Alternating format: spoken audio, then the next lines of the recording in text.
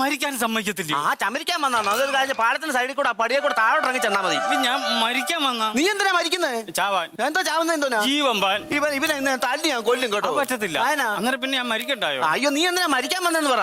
ആരോടും പറയരുത്. ഞാൻ എന്തിനാ പറയുന്നത്? എന്റെ അച്ഛനും അമ്മയ്ക്കും ഞാൻ ഒറ്റ മോനാ. നീ എന്തിനാ മരിക്കാൻ വന്നെന്നുള്ള കാര്യം പറ. പിന്നെ അച്ഛനാണെങ്കിൽ ഗവൺമെന്റ് ജോലി വേണമെന്ന് ഒരു നിർബന്ധം. അത് നല്ല നിർബന്ധമാ. 10-60 വയസ്സായ അങ്ങനെ ഗവൺമെന്റ് ജോലി കിട്ടും നടക്കുന്ന കേസ് കേട്ടാന്നോ? എനിക്ക് ഗവൺമെന്റ് ജോലി വേണമെന്ന് അച്ഛൻ നിർബന്ധം. മാതാപിതാക്കൾക്കാണെങ്കിൽ പിള്ളേർക്ക് ഗവൺമെന്റ് ജോലി വേണമെന്ന് നിർബന്ധം പിടിക്കുന്നതിൽ തെറ്റൊന്നുമില്ല. എനിക്ക് അവരുടെ തിരുന്നുള്ള ജോലി ഭയങ്കര ബുദ്ധിമുട്ടാണ്. അതിനൊക്കെ ചികിത്സയുണ്ട്. എല്ലാ പോസ്റ്റിലും ഇപ്പൊ നമ്പർ ഉൾപ്പെടെ എഴുതി ഒട്ടിച്ച് വെച്ചിട്ടുണ്ട്. അവിടെ പോയാൽ പോരായോ? ബുദ്ധിമുട്ടല്ലോ. പിന്നെന്തോ അതിന്റെ ബുദ്ധിമുട്ട്? എനിക്ക് ഇങ്ങനെ ഓടി നടക്കണം. നിനക്ക് കുന്തളിക്കണം.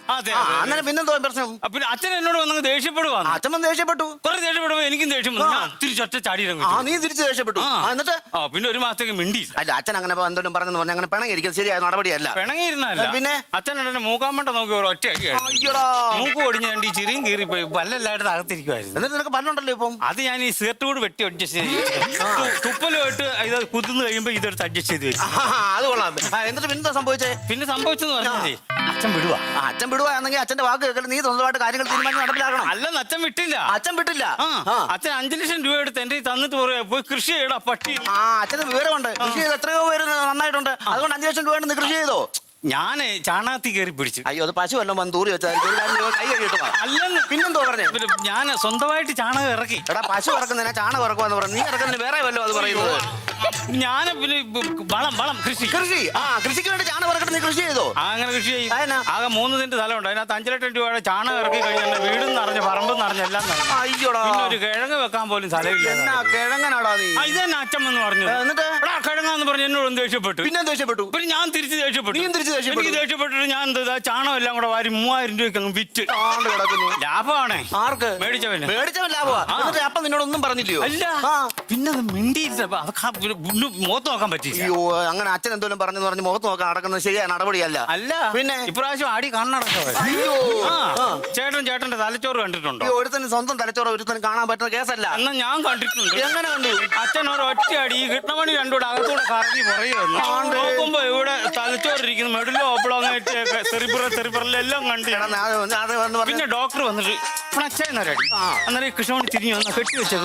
അത് നിന്റെ കുഴപ്പമില്ല. കൃഷി എന്ന് പറഞ്ഞാൽ എല്ലാവർക്കും ഇണങ്ങുന്ന പരിപാടിയല്ല. അതെന്ന് പറഞ്ഞാൽ കൃഷി നടന്നില്ലെങ്കിൽ വേറെ പരിപാടി പഠിക്കണമായിരുന്നു. ഞാൻ വേറെ ഒന്നത്തെ കയറി പിടിച്ചു. എന്തോന്ന്? പിന്നെ ബിസിനസ് എന്ന് പറഞ്ഞാൽ ബിസിനസ് നല്ല പരിപാടിയാ. പക്ഷെ വേറെ കാര്യമുണ്ട്. 10 പൈസ കയ്യില്ലാത്ത നീ ബിസിനസ് കൊടുക്കുകയാണെങ്കിൽ അപ്പന്റെ മുന്നിൽ പോയി നിന്ന് കൈ നീട്ടണ്ടായോ? എന്റെ പട്ടി ചോദിക്കും.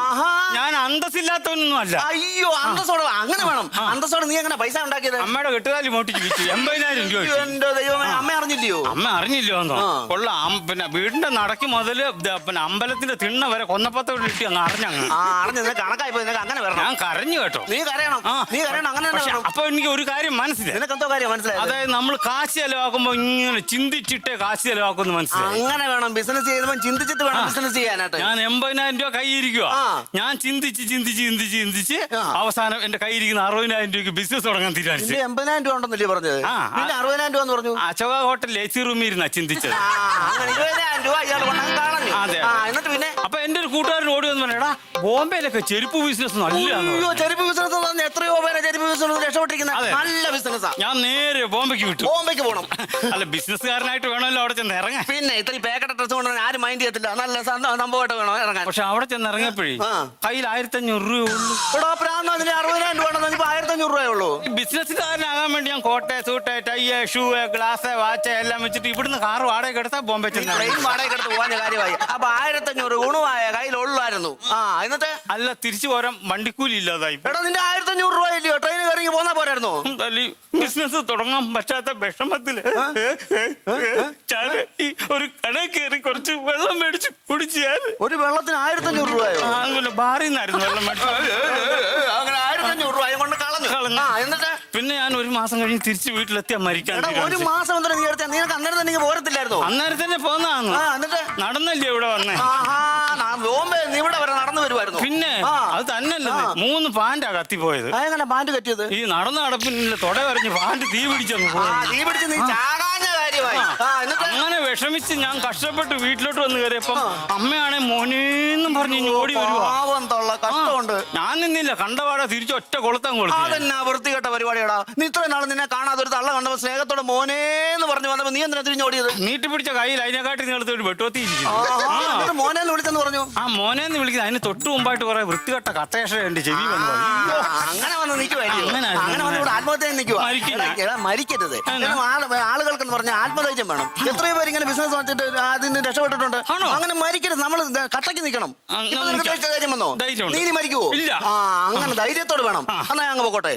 ചേട്ടൻ എവിടെ പോവാ? ഞാൻ ഏതാണ്ട് ഇവിടെ വരെ പോവാ. നീ ഒരു കാര്യം, നീ ഇവിടെ നിൽക്കുമല്ലോ, 5 മിനിറ്റ് ഒരു ഉപകാരം ചെയ്യാവോ? എന്റെ ഒരു സാധനം അപ്പുറത്ത് കിടപ്പുണ്ട്, ഒന്ന് ശ്രദ്ധിച്ചോണേ. ചേട്ടാ പൈസയോ സ്വർണ്ണോ ഇല്ലാതെ എന്നെ ഏൽപ്പിക്കുക. എന്റെ സ്വഭാവം അറിയാമല്ലോ. പൈസ തോന്നണല്ല. കഴിഞ്ഞ ആഴ്ച എനിക്ക് ചിട്ടി പൈസ ഇല്ല, 350 രൂപ മുടക്കാനില്ല. എനിക്ക് ഇതുപോലെ അബദ്ധം പറ്റിയതാ. ഞാനും ഇതിന്റെ മണ്ടക്കൊന്നും എടുത്ത് ചാടിയായിരുന്നു. ഇന്നലെ എന്റെ ബോഡി കിടന്ന് ഞാൻ നോയിക്കോണെന്ന് പറഞ്ഞതാ.